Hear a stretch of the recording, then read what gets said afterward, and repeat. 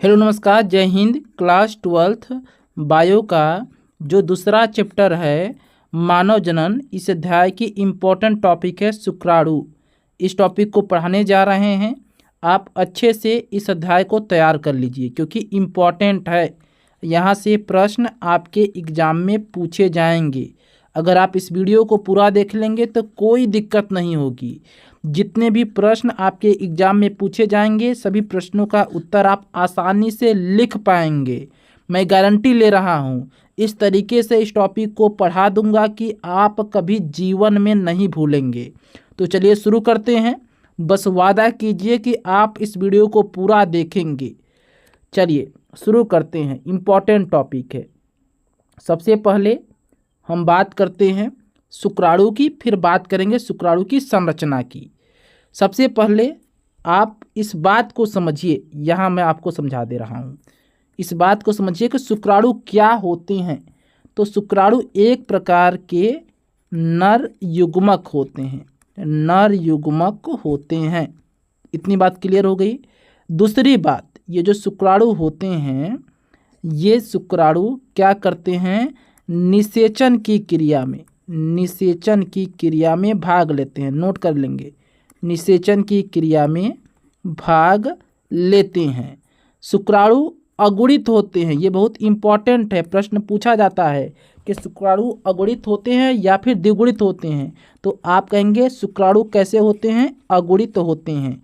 ये है आपकी शुक्राणु। ये क्या है, शुक्राणु हैं। तो एक बात और याद रखिएगा, शुक्राणु की संरचना कैसी होती है। शुक्राणु पतले होते हैं, लंबे होते हैं और सबसे महत्वपूर्ण बात, आँख से दिखाई नहीं देते हैं। इन्हें देखने के लिए सूक्ष्मदर्शी की आवश्यकता पड़ती है। क्लियर है, पतले और लंबे होते हैं। आप शुक्राणु को आँख से नहीं देख सकते हैं। ठीक है, अब आते हैं शुक्राणु का जो भाग है। ये जो शुक्राणु की आप संरचना देख रहे हैं, ये पूरी की पूरी जो संरचना है आपके शुक्राणु की, नर युग्मक की, ये जो शुक्राणु की संरचना है इसको 3 भागों में बांटा जाता है। शुक्राणु का निर्माण कहाँ होता है, वृषण में। तो सबसे पहले आप इस बात को नोट कर लीजिए कि शुक्राणु को मुख्यतः 3 भागों में बांटा जाता है। पहला भाग होता है शीर्ष, जिसे हेड कहते हैं या सिरा कहते हैं।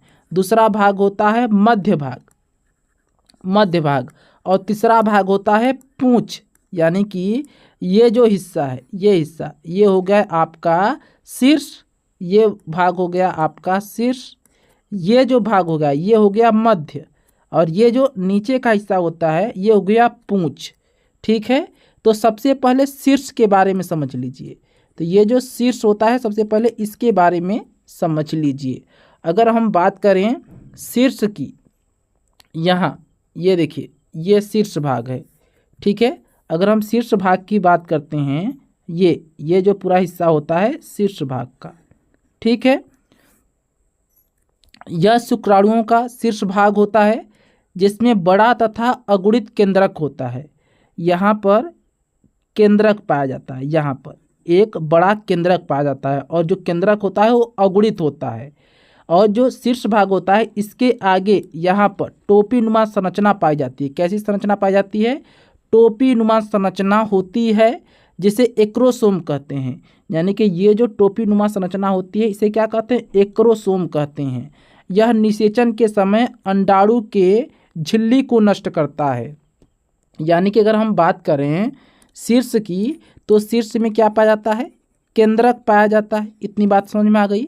शीर्ष भाग में केंद्रक पाया जाता है और शीर्ष का जो अग्र भाग होता है उसमें एक एक्रोसोम नामक संरचना पाई जाती है। एक्रोसोम नामक संरचना पाई जाती है जो निषेचन में मदद करती है अंडाणु की भित्ति को तोड़ने में।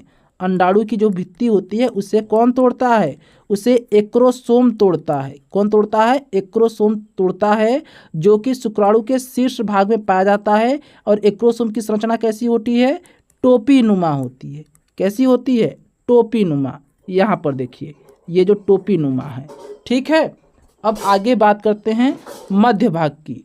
तो अगर हम मध्य भाग की बात करें, मध्य भाग की यहाँ पर नोट कीजिएगा, शुक्राणु का जो मध्य भाग है इसे शक्ति का घर कहा जाता है, मध्य भाग को। ठीक है, शुक्राणुओं का घर कहा जाता है। मध्य भाग को क्या कहते हैं? शुक्राणुओं का घर। शुक्राणुओं का घर शुक्राणु के मध्य भाग को कहते हैं शुक्राणुओं का घर।